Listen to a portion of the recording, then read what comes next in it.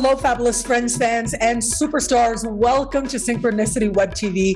I am your host, Nadiya Shah, and this is your moment of synchronicity. Well, I'm really grateful and very excited to celebrate with you today, Zamboni Funk. Zamboni is someone that I have just seen grow his love for what he does and the way in which and the place from within himself from which he shares astrology truly is remarkable. I met him a couple of years back at a conference at the wonderful Norwalk conference that happens every year. And immediately I was struck by his wisdom, his light, and I knew that I wanted to tap into whatever it was that he was sharing. And so now he's coming back to Synchronicity University. This is the second time he's teaching at Synchronicity University as part of the March 2022 speaker series, where we are going to have some of the most brilliant astrologers alive today teaching in this speaker series over the course of March 2022. And if you sign up before the end of February, you can choose your tuition rate as low as just $5 a class. Well, it is going to be Zamboni Funk that's going to be teaching on the Mercury Retrogrades of 2022. Very hot topic, very popular, and you're about to see just how loving and wise and brilliant he is. Welcome, Zamboni. Thank you for being here. Thank you so much for having me. Thank you so much for inviting me back a second time to speak on the second of the month. It's so enthusiastic. I'm so excited. Thank you for having me. Yeah, absolutely. So you're going to be kicking off the speaker series, which is really exciting. And, I just believe in what you share. I feel like millions of people really need to know what it is that you're sharing, because you share from this really authentic place within you. And so what called you to astrology? Let me ask you that.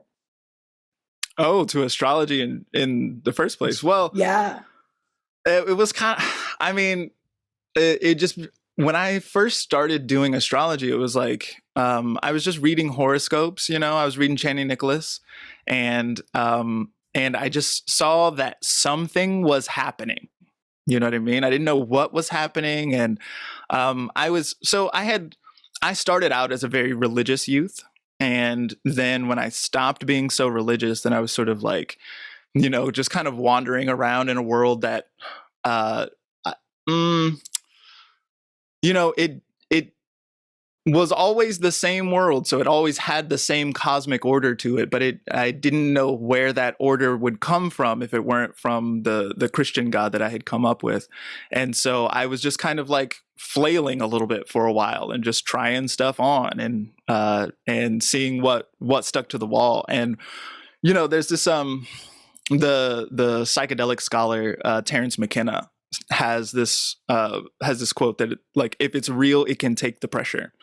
And so I just started seeing. Also, I really like purple things, and astrology books are commonly purple. And so one time I was in a room that was purple, and there was a bookshelf in it that had a purple book on it that was the only astrology book that you'll ever need. And so I picked that book up, and it was a good starter. It had a good sort of what is a chart and what the basic anatomy of the chart and everything. And so I saw that stuff in there, and then it was real. It could take the pressure. And so I stuck with it and just got a little more interested until I couldn't have regular conversation, cocktail party conversation with normies anymore. You know what I mean? I would say things and they would be completely lost by it. And so it was too late. I was in the deep end. So here we go, Oh, I completely relate. Between you and me and everybody watching this, the thousands watching this, my son is in the 8th house, and I find it very difficult to just have light schmoozy conversation. It is very difficult for me. I find that I really want to get to some substance, get deeper, understand what's happening on a level of soul and psyche and spirit with this person or in this moment.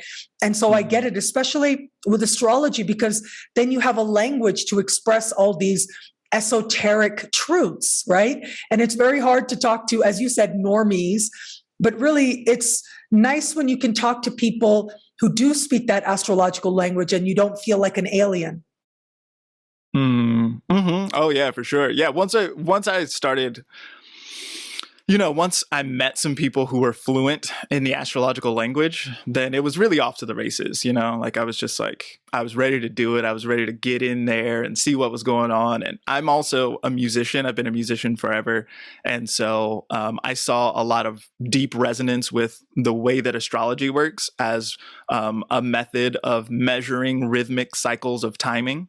And the way that I also approach music, which is very much about measuring rhythmic cycles of timing. And even if we think, so I play music in a very rhythmic kind of way. And so there's like I have roots in funk and soul, which has its roots in blues and jazz and West African, Yoruba, all of this, right? So it's all very rhythmic, right? But then we can also think about like Western harmony and the Gregorian roots of that, and the way that Western harmony is based on pitches, and pitch is in relationship to each other. And so that as well is very much like, so pitch is measured in hertz, which is measurement of like wavelengths and how many wavelengths will show up in a certain period of time. And so that is very much rhythmic cycles of timing. And so harmony as well as rhythm and the way that that is patterned in music is very similar to the way that that is patterned in astrology. And so I saw the resonance there.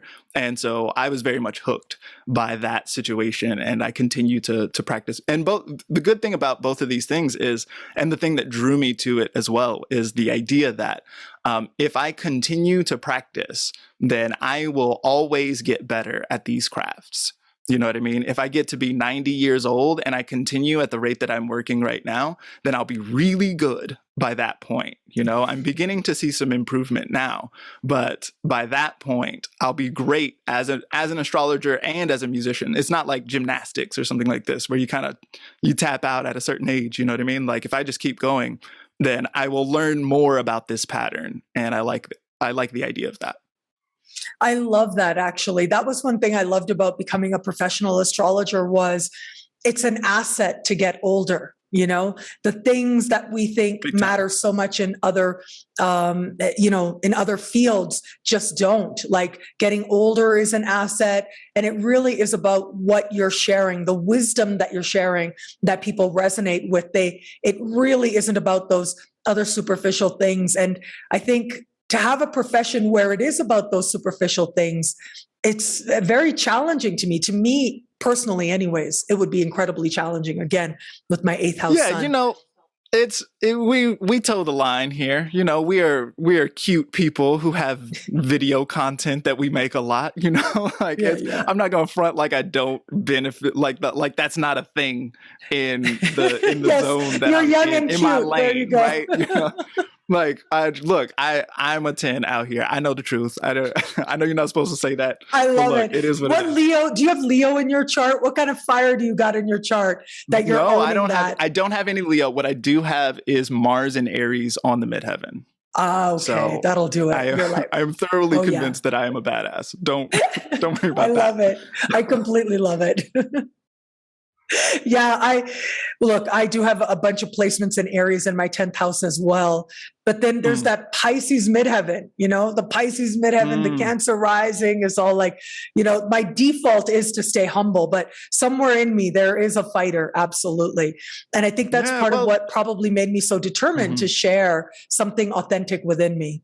Getting into the authentic truth of things and whatever that might be, it has always been one of my like strongest things, to my detriment on many occasions as well. I have Mercury in Scorpio, closely conjunct Pluto, so that's like very like straightforward and honest, and doesn't pull punches. One of the things that clients always tell me is like, oh, you are so brutally honest. Thank you for that. Like a lot of people, I guess, don't do that. What do I know? But yeah, and so looking into that and the kind of, I feel like that's kind of what this talk wants to be about as well, is like the kind of nuance and locality that truth necessarily contains. The great grandmother Ursula Le Guin said, all truth is local.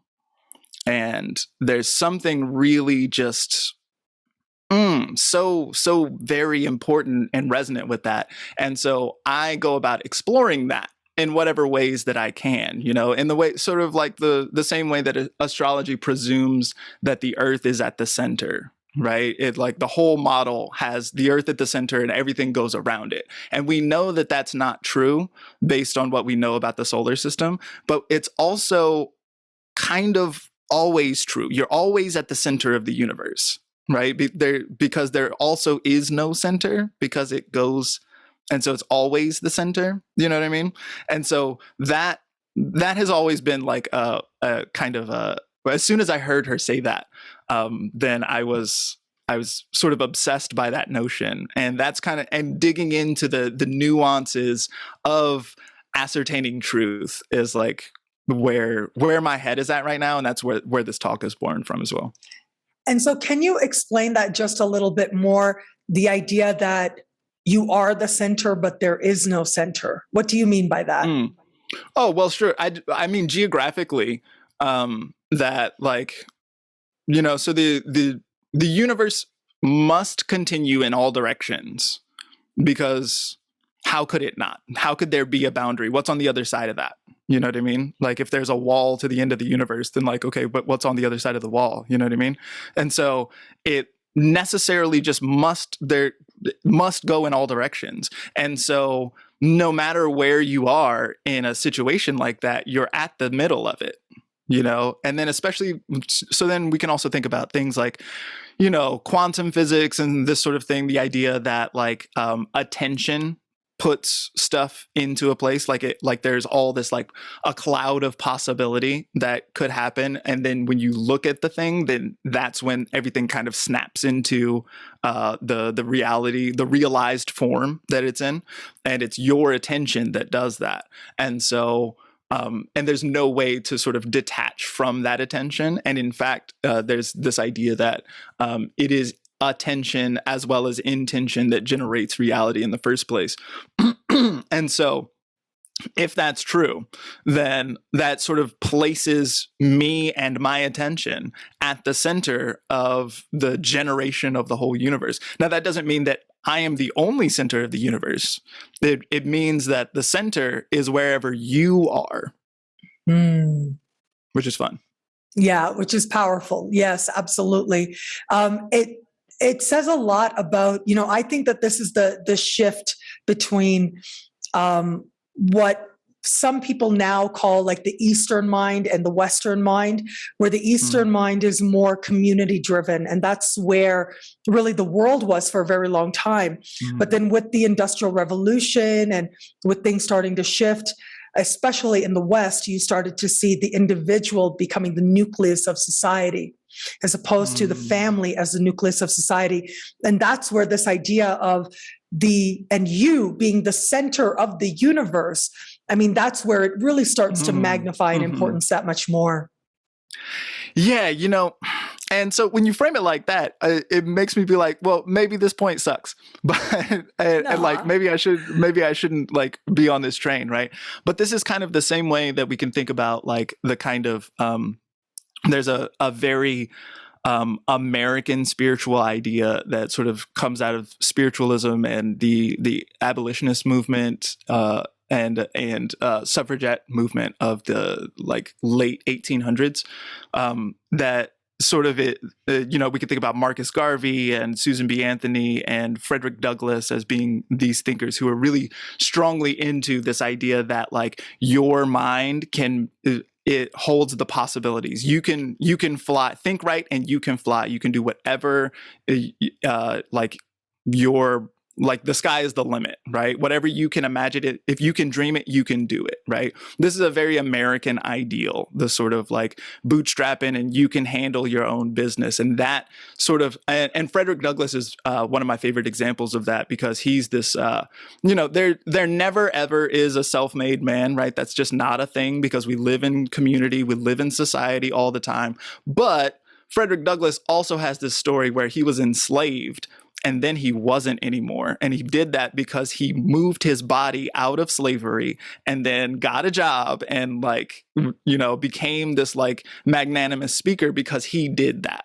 Right. And so he had a lot of help along the way and all these things and whatever. But like, so this idea comes out of that kind of mythos, you know what I mean? This idea that you can do it. If you just put your mind to it, then you can do it. That's a pretty American thing, right? So we can situate that in the Western culture that you were referring to as being very individualized, right? And so I am totally on the if you can dream it, you can do it train, you know, like that's very much the life that I live. While at the same time, you know, about a year ago, I gave a talk on relational metaphysics and how very important it is to be in community with our relations with whom we live in the world. And so this means our brothers and sisters in a literal way, and it means our immediate family, but it also means the brothers and sisters that we have in humanity, and the brothers and sisters that we have in the mammalian peoples of the world, and then of the bird peoples and the lizards and the the peoples of the air and the peoples of the sea and the people who are the wind and the land and the rivers and these kinds of things, which are our relations, which are our elder siblings here in this earthly reality, right? So there's this wider community and community identity that is very important. It's important to remember that I am not me specifically, that I am a cell in the body of the living earth, right? That's a very important complex for me to remember, while at the same time remembering that I am also a Frederick Douglass type who can like go on to do whatever it is that I want to do, sort of like, you know, again, maybe this is like Mars and Aries on the midheaven, like I will do it based on what I want to do, right? You know, like I'll muscle that shit in here. But like, I don't know, that's like sort of towing that line is, you know, I think there's deep, important healing truth in both of those extremes, you know? Absolutely. How beautifully put. And so going back to what you were trying to segue into, how does Mercury retrograde fit into all of this? Sure, because yeah. you are going to be teaching about Mercury retrogrades in 2022. Once again, you guys, it's part of the March 2022 speaker series at Synchronicity University. If you sign up before the end of February, you can choose your tuition rate as low as just $5 a class. And you've already seen how brilliant Zamboni Funk is. So yes, tell us how, in the context of you being the center of the universe, but also a part of the universe, and there is no center, how does Mercury retrograde fit into all of that? Sure. Well, that's a pretty chaotic dynamic when you set it up this way. It's like, oh, all of the things, right? You know, the good news is that Mercury loves that shit. Mercury does very well in that environment. You know what I mean? So Mercury's job is to go back and forth. That's what Mercury is. Mercury is trans anything, right? Transportation, translation, right? We can think about that. One of the ways that I love to think about Mercury is, so we've got the sun, and the sun is the source of light. You know, and so light is another one of these like wildly esoteric things that we could get into, like where is light coming from? What is light even? Like we don't need to necessarily do that, but we can sort of think of it as emanating self or power, or, you know, the sun is associated with light and visibility and the sort of stuff. You can think about eye contact. When you make eye contact with a person, then you can see that there's a person in there, or maybe you can see that they're crazy, or like these kinds of things. You can see eye stuff this way, right? So this is what the sun is. And then immediately out from and the sun is at the center of our solar system. We can see that even in an astrological chart, which sort of puts the earth at the center, still we can see that the sun is at the center of things because we can track retrograde cycles, for example. We can see that Venus and Mercury never move too far from the sun. We can see that Mars, Saturn, and Jupiter are always retrograde when they are opposite to the sun, right? Synodic cycles are relative to the sun. So even in the context of an astrological chart, we can see that the sun is like really strongly central here, right? And so from that center, Then next out from there is Mercury. Mercury is the closest one to the sun, right? And so when we see this self, this light that wants to emanate, then it needs, most times, for my light to get to you, we can make eye contact and there's a strong connection there. But most times I'm also going to use words somehow. I'm going to do what I can to translate what's inside of me into an intelligible piece or a word or some kind of intelligible expression that you can then hear and understand. And so that whole process of getting out of me and into you, that's Mercury, right? That's the way that Mercury likes to operate, is through this communicative piece or this translation or transportation, anything trans back and forth, like multiplicity and duality and all of this sort of stuff. This is all Mercury kind of stuff. And so when we think about all of the like different sort of ways that the world can manifest and this kind of thing. Also, we can think about retrograde cycles as being very illustrative of the way that Mercury likes to operate. If we get to Greco-Roman mythology, then Mercury is the god that can go between the land of the gods, the land of men, and the land of the dead, and can go to all three of these places. None of the others can travel in this kind of way and just go between worlds in this kind of way. And can lead others along these paths as well, can bring the dead back to the land of the living, for example, or the other way. Mercury is the one who takes us across the river into the underworld. And so this is our mercurial figure, right? So we've got Mercury, who was associated with not only communication and transportation, but who was also deeply associated with death and some of these kind of trickier elements in things. Mercury is associated with lawyers and debate and contest, argument, right? Mercury is not gonna just do the thing because you said so. Mercury's gonna like question it. Mercury is the god of questions, right? And so there's something really deeply important here. And so when I think about the way that we are sort of approaching this moment in time, so let's think of this moment in time quickly.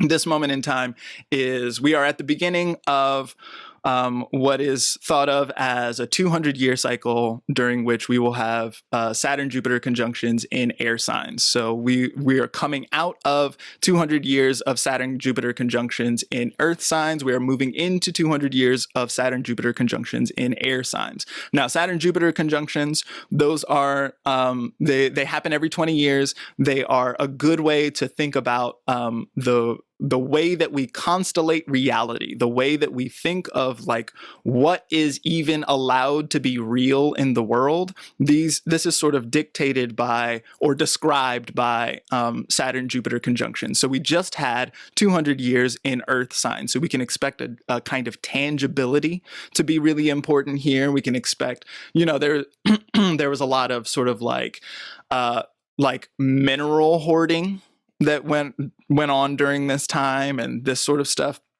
As we move forward into the era of air, then we're going to start to see, and we already have, right? We're already in the information age. Me and you are having a remote conversation on some fancy technology that Mercury would love, right? So we're already in this, and we've been in this from, we can look back at 1980 was the first one. That's when we had a Saturn-Jupiter conjunction in Libra. That was our very first one. And then we went back to Taurus for the next one. And then now we're back for real. And we're in it. So we just had one in Aquarius last year.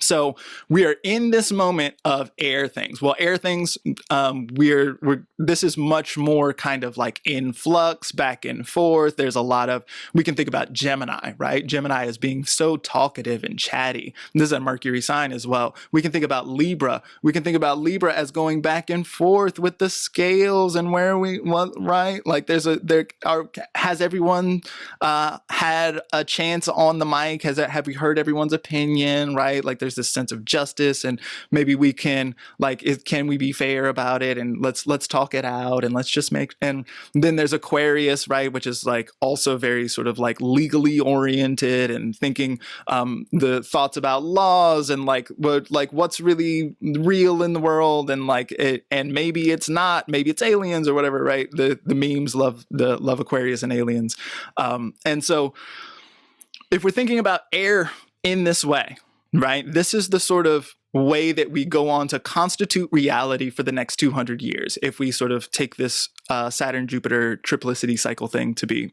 real, right?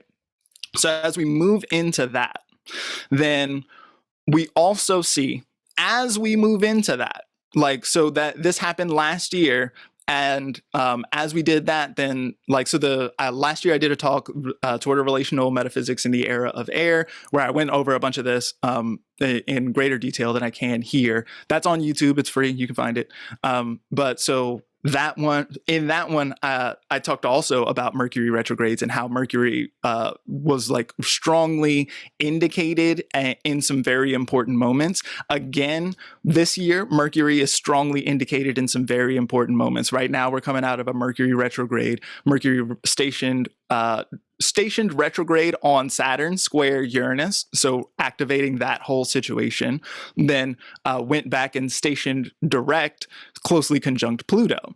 And later we're going to get another one. I think it's square to Pluto. Then we get another one, and it's going to be with Neptune. And then we get another one, and it's conjunct Pluto at the end of the year.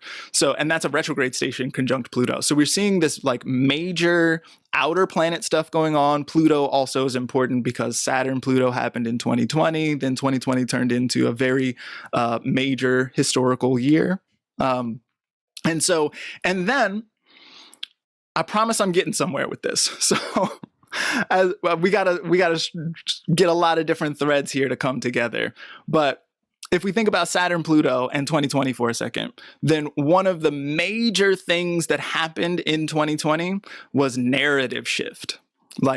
No matter, right? So whenever I talk about the events of 2020, then I'm always no matter what you think happened, it was a big deal, or something like that, right? And that's because there are so many different opinions about what happened and what's really real and what's true. And even the authorities have gone back and forth on it, right? So narrative is just a really important component to what is going on in the world. And then also this year, 2022, we see that there's big Neptune Pisces stuff going on here. Jupiter is going to be hanging out there, and then it's going to go into Aries for a second. And then when it comes back, it's going to be hanging out at the end of Pisces with Neptune. And then we've got this Mars retrograde, which is going to happen in Gemini in a Mercury sign, and it's going to station square to that Neptune. And so whenever we think about Neptune, then things can get a little illusory or deceptive or confusing, smoke and mirrors, hazy, right? This sort of stuff can happen, right? And so when we see this kind of thing, then we see an opportunity for many narratives to emerge. And so power is going to use narratives in some important ways. And there, even something like me, I have a little 5,000 people on Instagram that follow me, right? This is not CBS or something like this. Wait, you earned that. Let me just say, I am so proud of you because I have seen you grow that audience. I have seen you earn that, and your consistent sharing from that very authentic place within you, showing up week after week, showing people your brilliance. Congratulations. You have earned that audience that you have so far, which I'm sure is just going to continue to grow. Well, thank you. Yeah, but it's small time right now. You know what I mean? Even though I'm a big among Instagram astrologers, but relative to CBS or to Timothy Chalamet or something like that, I'm nobody, right? So I have a very small influence. But what I'm saying is that even on a channel like mine, what I do is media, right? Which is Mercury. So what I do is I tell a story. No matter what is going on, when social media or media of any type is happening, a story is being spun at you, right? And so I do my best to tell what I think is a truthful story or a resonant story or whatever it is, but we don't necessarily know what all the people in charge of all the media are doing.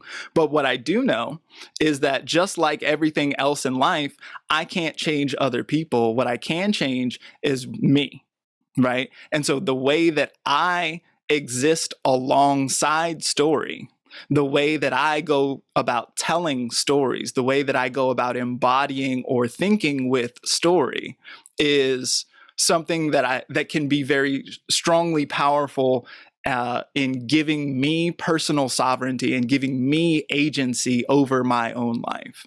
And so that's where I'm really hoping to really grow into 2022, is to really look into that.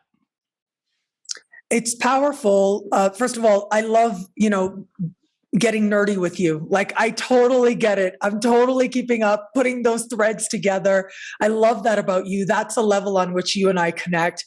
It is fascinating how you connected the Mercury retrogrades of this year with the great conjunctions, with the Jupiter-Saturn conjunctions. I think that is so brilliant, because consider as well that this year, the Mercury retrogrades, they're in air, but they're just dipping into Earth as well. And that is very powerfully symbolic of how we're now entering into this, like, more fully being in the information age, right? It's a very powerful connection that you made there, powerful symbolism. Yeah, a lot of people, when they talk about Mercury retrograde, they'll be like, oh, I forgot something. I got to go back to the spot where I already was and go and just wrap this up real quick. You know what I mean? Or I made a mistake of some sort, and I gotta tie that up before I can really go forward into this thing. And so if we're gonna do air now, it's like, I would love to do that, except and so I gotta turn around and go back and work on the story, work on Mercury, right? And so it's not only story, right? Mercury is a lot of things, but story is a really strong way that we can lean into that, and a way that we can really exert a lot of personal sovereignty at a time when a lot of people feel like there's, like, just really sort of like the waves are coming so quickly and they're so strong, and feeling really rocked by it, you know what I mean? And really not knowing which way to turn. And so there are ways for us to engage that in ways that are maybe more effective than some other ways are. Absolutely brilliant. So once again, you guys, just know that it is Zamboni Funk who's going to be taking a very deep dive. As you saw here, you got a little glimpse as how deep he can actually go, but he's going to be taking a deep dive into each of the Mercury retrogrades of 2022 as part of the March 2022 speaker series at Synchronicity University. Once again, you get to learn from some of the most brilliant astrologers alive today for as low as just $5 a class if you sign up before the end of February 2022. Zamboni, I'm so proud of you. Thank you so much for being here today. Word. Thank you for having me. I've had a lovely time. Yeah, I look forward to doing this on the 2nd. It's going to be fun. I think it's going to be so much fun, but also I look forward to continuing to see you share and shine, and just always know I am so proud of you. I am cheering you on, and I love how you keep growing. And I just think that what you give and share through astrology, it's really the type of voice that needs to be amplified, because it is so heart-centered, and it is so brilliant, and it is so well thought out. Just more power to you as you go along in your astrological journey. Thank you so much. That's so kind of you to say. Absolutely. And thank you, everybody out there, for watching. Until we connect again, take care. Bye.